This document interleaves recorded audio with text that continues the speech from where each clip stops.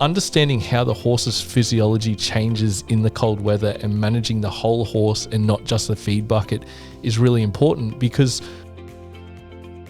And more often than not, it's not about putting more things into the diet, it's about taking stuff out. And I know that might sound a little bit crazy, but the more things that you've got inside a diet, the harder it is to balance that. Welcome everyone to episode 160 of the Sen Nutrition Podcast with your host Bryan and Peter today. And today's podcast is titled Top 5 Winter Feeding Tips Every Horse Owner Should Know. How are you, Peter? Brian, very well, very well. You and I both have been a little bit under the weather, haven't we? Yeah. And that comes with winter too. And when we look at this topic, we are talking about feeding, but when you look at how horses are managed in winter, this is equally important. And we're going to touch on some winter management issues we see that grinds our gears too with horses, and obviously centering around feeding. And this really updated edition of this podcast comes about that Peter and I and the team, we do a lot of diet reviews coming into winter and throughout winter, and we pick up on a few things that can really help every horse owner manage their way through the cooler months to really get their horses to thrive in these conditions. And we're going to touch on each of these points, and it could be even more than 5. Yeah, I think a lot of owners don't know that they do have to adjust their feeding sort of style or their feed regime through wintertime because obviously, it's a lot colder. So the calorie requirements for horses are a lot greater in the wintertime than what they are in the summertime. Obviously, the grass, if you did have access to grass in summer, you may not have access in winter. Obviously, there's a hay that's getting introduced, depending what type of hay. You know, there's rugging, there's no rugging. So it is pretty confusing. It's a bit of a minefield. So we wanted to obviously address the top 5, and you know there might be a few additional other ones that we might cover as well, just briefly. And this is in no particular order because when we look at how winter, probably the first thing on the top of minds for horse owners is feed more hay, but understanding how the horse's physiology changes in the cold weather and managing the whole horse and not just the feed bucket is really important because when we look at a horse's diet, Peter and I might go through with an owner, we're not just telling you what to feed, we're actually asking other questions like, do you rug your horse? How much water does it drink normally? Is it in a herd? How much roughage or how's your pasture quality? There's a lot of other factors than just recommending a hard feed that we have to consider because we want to feed more efficiently and have a reason why that feed component is in the bucket in the first place. Yeah, it's about balance pretty much as we discussed previously. So Brian, maybe the first one, I think it's probably the most important one is, as you briefly mentioned, provide plenty of forage. And that may be hay. Obviously, some people still have a little bit of pasture left over. You might be up in sort of North Queensland where you've probably got the same amount of pasture as what you had previously.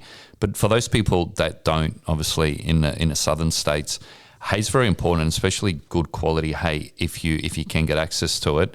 Because if you can imagine the fermentation of the hay in the hindgut, actually that's what generates majority of the heat. So if you can imagine in a horse's gut, it's like a furnace, and in that furnace, say you've got a fire. So when you add the hay into that stomach, it's like a fire that's basically getting hotter and hotter. And inside that is how the horse obviously keeps heat, obviously helps maintain weight, and a few other aspects as well, obviously, you know, with fiber fermentation and a gut health aspect. Yeah, Pete's exactly right there. It's like the central heating down in the southern states if we stay down there, the horse can turn on that central heating with the right amount of fiber in the form of forage being fermented in that hindgut. That hindgut is home to trillions of microbes, which really provides the horse with 60 to 70% of the horse's daily energy needs. And if you think about your evening feed, if you're including hay in that feed and making sure they've got enough hay to last through the night, when they're fermenting that fiber, say at 6, 7 p.m., when it gets to the hindgut, it could be 3 a.m., 4 a.m. in the morning. That's when it's the coolest or the cool temperatures drop. And if your horse is fermenting or using or creating that heat from within at that time because of the fermentation of fiber that you've given that evening before, you're really setting them up for a good metabolic rate and keeping them warm without artificially keeping them warm in their rugs. Yeah, that makes absolute sense. And Bryan, you mentioned they're a keyword as well, obviously, in their rugs. So we're very big on rugging when required, but we're sort of anti-rugging where it's not required. And we have got, I think on our website, there's an article that Bryan did about the thermal neutral zone as well, which is a lot different to what it is in humans. And with all that hay that you're feeding, obviously there's a lot of heat getting generated. So if you're a heavy rugger and it's, in the middle of summer and you're still getting sort of 16, 17, 18 degrees, you're actually causing a horse dehydration because you've got this furnace inside that's releasing all this heat. And then you've got the horse's coat, which is trapping the heat. And then you've got a rug on top of that coat, which is not letting that heat escape. So the horse actually starts sweating. And you may notice that sometimes if it is a hotter day during the day, you take that rug off and the sweat patches there, you're actually dehydrating the horse. It's losing sodium chloride. It's using electrolytes. So you're trying to do the right thing by feeding plenty of roughage. And then you've put this heavy rug. Some people even put 2 or 3 rugs on for that matter. And you rip them off and you see the horse with sweat patches. You're actually going against what you're trying to do in terms of the heat because you're dehydrating them, unfortunately. Yeah, it's all about knowing your horse and knowing the conditions. And if you are feeding a lot of roughage, which you should be, that helps prevent ulcer risk, it helps prevent colic risk, working backwards and going and choosing a lighter rug first and seeing the response in your horse, how they hold their condition, whether they're sweating underneath that rug overnight. And then during the day, well, particularly up in Queensland, Peter and I have seen a lot of still rugs left on during the daylight hours. It's not ideal. We'd rather see, say, a mesh rug if you've got bugs or want to keep their coat good. And you can rug overnight, but choosing a lighter rug first is what we find should be most important because roughage is more important than rugging. Absolutely. And the roughage will keep the horse much warmer than obviously just the rug. And look, some people still choose to clip their coats. Obviously, well, now you have to sort of, rug twice as hard because the coat's not there to trap the heat. So now you've got to use the rug to trap the heat. So you're going against the, sort of the natural genetics of the horse in a way, which just gives it another avenue to get things wrong, if that makes sense. So, by all means, we're not saying don't rug, but as Bryan mentioned, if you're sort of in Queensland or you're in a town or sort of city where it's 15, 16, 17, 18 degrees during the day, a good protocol would be maybe to leave the rug off during the day. The horse will get vitamin D, which we'll go on a little bit later as well in the podcast. They're getting the sun on their back, they're eating the hay, so they're getting plenty of heat in that hindgut, and then maybe just rug in the afternoon or at night and leave it over when it does drop below 10 degrees.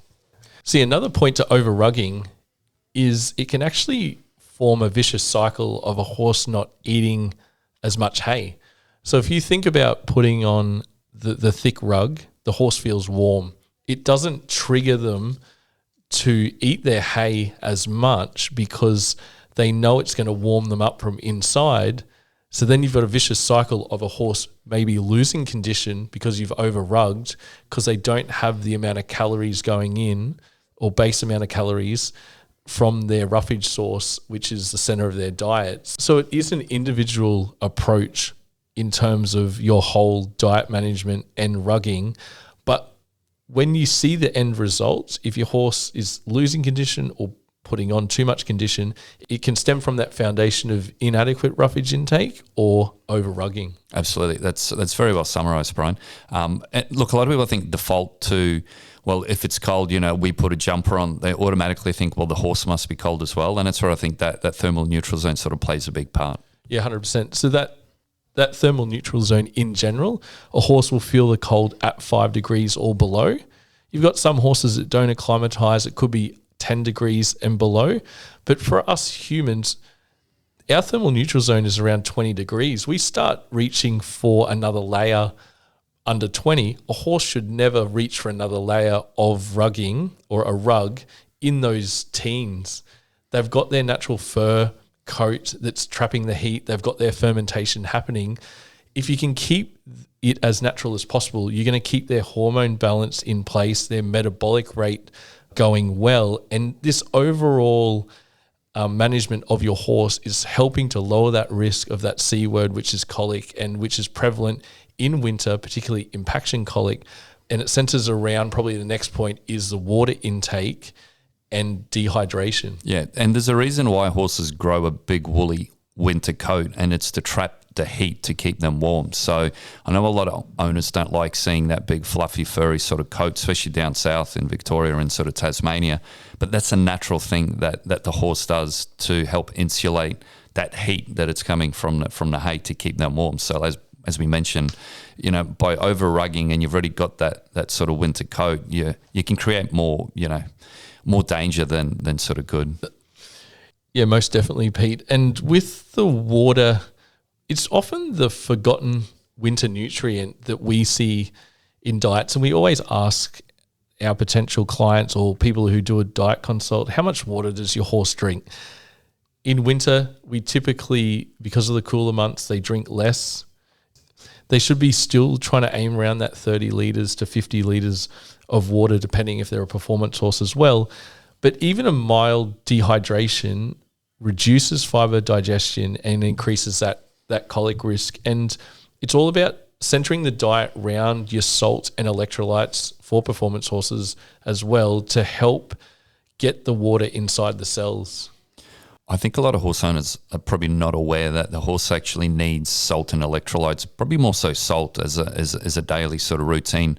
In a wintertime, for what Bryan just said, that the horse actually drinks less water in a wintertime than in the summertime. And the reason for that is, especially if you're in the southern states, it can get to zero, below zero, 1 or 2 degrees. It's actually, the water's really cold. So the horse like us, like I know I drink a lot less water in the wintertime. I have to force myself to actually drink water, and that's the same for a horse. So if you don't have that salt protocol, if you don't have the electrolyte protocol going in a wintertime, you're actually going to be dehydrating your horse at the same time. So it's really, really critical that you get your salt right. At least 20, 30 grams sort of maintenance. And, if you're exercising your horse, it can be 50, sort of 60 grams. When you're doing, sort of harder work or anything like that, make sure that you replace the electrolytes that are lost through sweat with an electrolyte. Obviously, we've got one as well that we manufacture. So it's a pretty critical point that you don't want to get wrong, because it doesn't cost that much to keep the salt and electrolytes up to them. But as Bryan mentioned, the performance, the performance you can lose by not ticking that box is pretty big. Yeah, and another thing we see prevalent in diets, and they come up a bit, is salt licks. They should be dissolved and just put in the bin, because every time I ask a horse owner, how much has they licked per day? They said sometimes they're bored, they'll lick it. Sometimes they leave it for a week. So basically, what we want is consistency when we feed, and including a loose salt in your feed bucket is the best way to do it. Salt licks were designed more for cattle or cows. When you look at a cow's tongue, it's more abrasive than a horse's tongue. So we want to really work with what the horse was given, which is just a normal tongue, not really for licking, because it can be a bit abrasive on that. And we want consistency. So we want, as what Peter said, 20, 30 minimum grams of salt coming in for that thirst reflex. And that's going to hydrate the whole digestive tract to really lower that impaction colic risk. And you've probably seen all over some socials with vets saying there's a lot more impaction colics happening over winter. And the first question is, how much salt are you feeding? Yeah, a lot of people are not aware that the horse's tongue is very similar to a human tongue, obviously without that abrasion like the cow's tongue. So the salt licks, I think, on paper look really good. And I have a chuckle sometimes when I do one of my consults and I hear that the horse has got a salt lick, and I politely ask the question, how long has it been there? And some owners will tell me 2-3 years. And I say, well, you're getting your money's worth, but the horse probably isn't getting what it needs. No, it's 100%. And when you look at salt in general, it helps make their stomach acid as well, the chloride portion. So there's many aspects to this. You can't get enough out of your hard feed. There's other things that should be in your hard feed rather than salt. So that's why we add a more pure form in our macrobiotic salt, unbleached, no heavy metals, no microplastics. We're going that holistic way, and it's that consistency of feeding a high quality product that is one piece of that puzzle over winter. Yeah, for some of the newer customers too, salt isn't just sodium chloride. It actually, proper salt that's not refined or processed has all, I think it's 76 or 78 minerals, on top of sodium and chloride as well. So that's the salt that we run with. Now it's available in a 2.5 kilogram pouch as well. You can get it from your local store, or there's a few guys selling it online as well that do the shipping and freight as well. So if you really want to tick every box, have a look at that macrobiotic salt. As I said, it's a food grade salt that contains all the minerals that the horse needs. Yeah, so to summarize those quick fire 3 tips there, what we want is our sufficient roughage and hay management around your horse, that minimum 1.5% body weight in hay if your pasture has died off. So for a 500 kg horse, 7.5 kgs per day minimum, they should be getting that through their system. Secondly, that water intake, make sure they're drinking throughout those cooler months. If you are in those icy parts of Australia, maybe you need to add some warm water just to make that more appealing, or find a management way to get the water in a suitable temperature, and ensuring your salt requirement is up to scratch through winter. Absolutely, Brian. From my end, the fourth one is don't forget vitamins and minerals. So in a winter time, obviously pasture lacks the important minerals, nutrients that it has in the summertime. So something like a vitamin mineral balancer supplement is very key on top of your roughage, whether it's the hay that you're feeding, or it might be shedded hay, or it might be that you still have a little bit of pasture there, but the quality of the pasture in wintertime is never the same as what it is in the summertime, especially if you come across like a spring grass. So feeding a balancer, you're just going to have that insurance policy that whatever the roughage is lacking, you're going to be ticking those boxes. And it might be even a small amount, like a 200 grams or 250 grams, just to correct those deficiencies. So then when your horse does get into spring, you're not playing catch up because you've let it go during wintertime and it's not looking that well in spring. So now you've got to, the red flags are up, or the alarm bells are going off and going, oh, geez, I've got to play catch up now. Like, what's gone wrong? Yeah, one of the biggest deficiencies in hay compared to fresh pasture would be the vitamin E and the omega-3. So what we're looking at is, when we're balancing a diet that is really hay reliant, sen oil, which is a plant-based omega-3, which has the same omega profile as fresh green pasture without the sugar and starch in it, we're replicating what the goodness of that omega-3 in an oil in the most freshest form, the lowest oxidation in the market, which is really important too, because that really helps your vitamin E status in the horse. So on a hay-reliant diet in winter, an oil is a very good way of getting calories in, but also that nourishing omega-3. Yeah, as Brian mentioned, the calories is a big thing because obviously a lot of horses, do tend to drop weight. We do recommend feeding a little bit more of the sen oil in the wintertime due to the omega-3 levels being much lower, but also because obviously it's colder, so the horse needs a little bit more calories to keep and maintain the weight that they do have. So with the sen oil, you're getting obviously the omega-3 as well as the additional calories without the heat or without the fizz.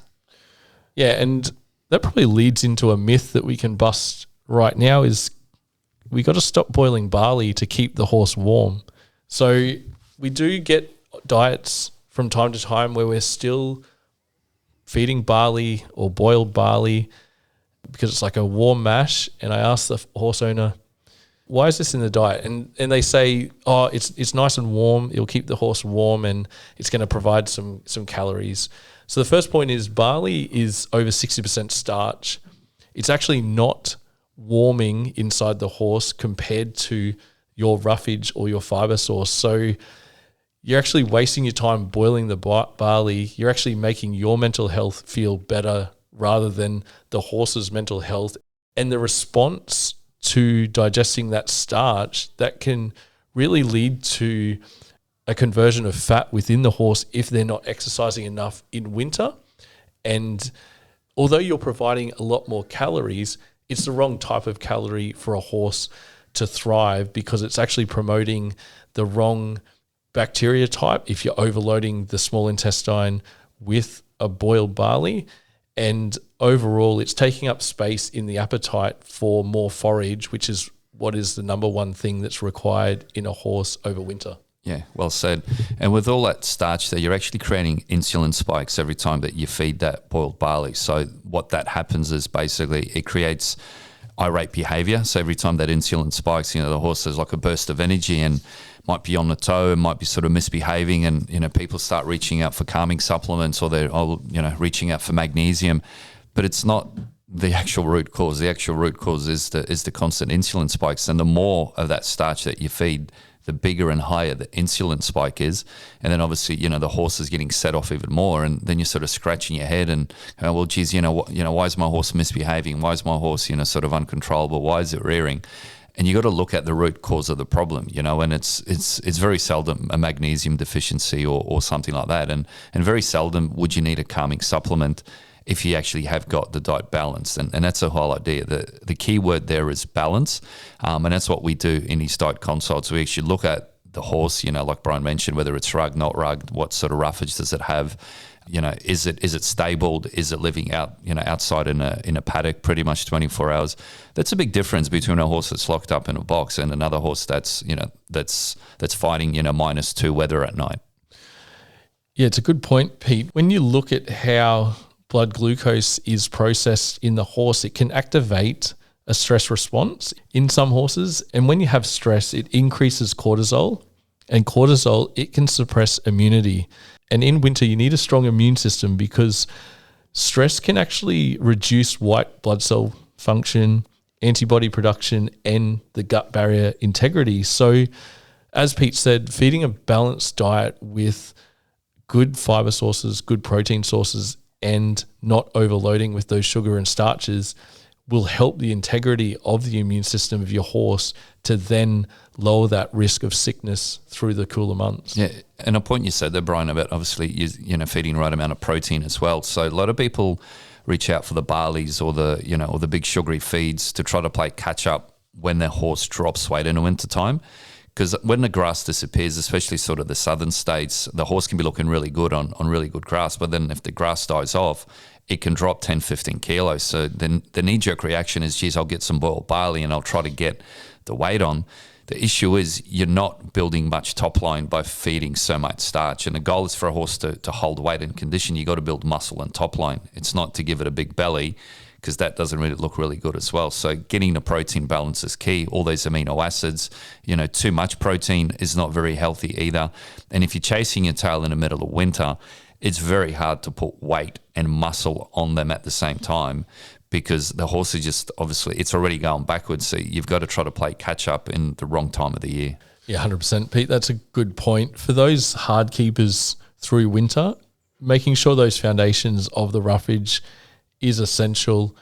When we look at the foundations of the diet, if you've got good fiber sources, good protein sources, and if you must add the grain, don't choose barley or corn.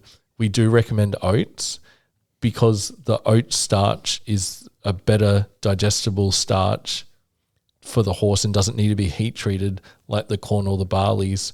But as we said before, if you balance the diet with the right foundations, you don't have to lean on the grains to play catch up with the calories. Yeah, absolutely, like Bryan.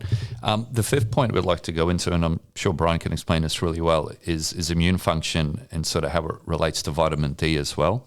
Yeah, so when you look at the horse's hindgut in particular, around 70% of the immune system is in the hindgut. And what we've touched on today is all centering around this and keeping it as healthy as possible, because if we feed the reverse and not enough roughage, too much sugar and starch, we're actually not only hurting the immune system, we're actually hurting its digestive function. So when we look at vitamin D, it's really critical, as we've deep dived even in human health, hey Pete, in terms of in winter, for us, our levels are lower in winter, and that makes us more susceptible to sickness. It's not actually the cold weather, it's actually our vitamin D levels and the way that we are living in the cooler climate by being more rugged up, more indoors, less sunlight exposure. But do the horses make vitamin D from sunlight as well? Well, it's not as nearly as efficient as us humans. Horses produce relatively little vitamin D in their skin because the hair coat blocks it, but the horse relies on the vitamin D levels from their feed, particularly also sun-cured pasture and the sun-cured hay fresh hay contains more vitamin D than older stored hay. So going back to those principles of forage first, you're going to help the horse's immune system status with their vitamin D status. If the horse is low in vitamin D, the immune system may be slower to respond and less efficient in controlling infection. So sunlight can be regarded as an underrated aspect in horse health through winter, because not only does it keep them warm, it helps their metabolism, hormone production, immune system health, and the mental well-being.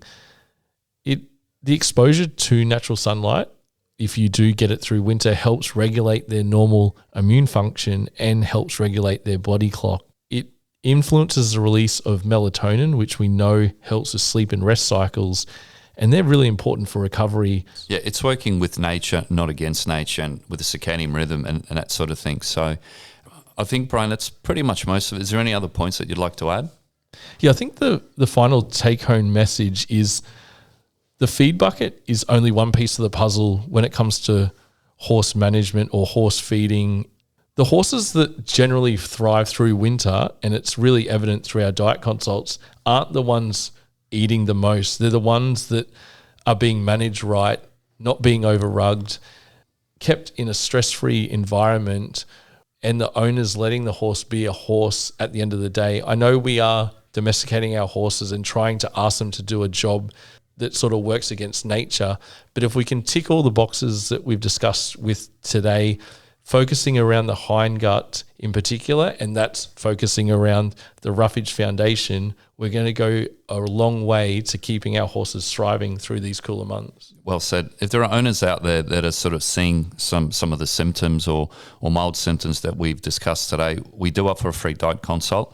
There's myself, Bryan, and Angelique that are very hands-on, and look, we do a thorough analysis. And I know it's got 15 minutes on the actual website or the clock there, but I think very seldom do we go under 15. Hey, yeah. If the consults ask the right questions, we just keep answering, and we really get to the bottom of the pain points in the diets, making it easier, more cost-effective, because we find still, I think we did about 77 diet consults last month, and there's still chaos in the industry in terms of different bits of information where we're trying to just simplify it down so you guys have a nice framework that is more simple and easier to follow. And more often than not, it's not about putting more things into the diet, it's about taking stuff out. And I know that might sound a little bit crazy, but the more things that you've got inside a diet, the harder it is to balance that diet. And I find a lot of people get caught.